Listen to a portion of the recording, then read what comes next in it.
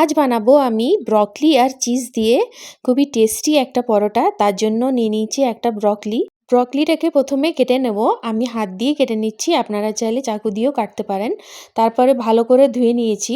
ধুয়ে একটা পাত্রের মধ্যে গরম জল বসিয়ে নিয়েছি। গরম জলে নুন দিয়ে ব্রকলিটাকে 2 মিনিটের জন্য ফুটিয়ে নেব।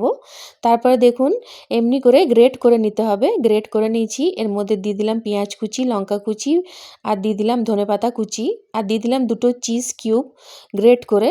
তারপরে দিয়ে দেবো এর মধ্যে আমি হাফ চামচ অরগ্যানো আর হাফ চামচ চিলি ফ্লেক্স, আর দিয়ে দেবো স্বাদ মতো নুন, দিয়ে ভালো করে মিক্স করে নেব।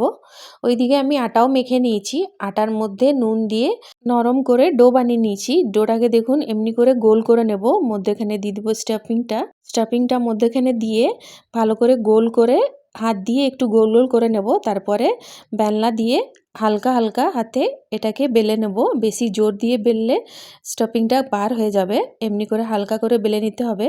এমনি করে আমি সবগুলো বানিয়ে নেব। আপনারাও বানাতে পারেন, বাচ্চাদেরও খুব ভালো লাগবে। আর ব্রকলি খাওয়া তো আমাদের সবার জন্য খুবই ভালো। দেখুন গোল করে বেলে নিয়েছি। এদিকে তাওয়া গরম হতে দিয়ে দিয়েছি। তাওয়ার মধ্যে দিয়ে তেল কিংবা ঘি দিয়ে লাল লাল করে ভেজে নেব। তাইলেই তৈরি হয়ে যাবে খুবই টেস্টি ব্রকলি আর চিজের পরোটা।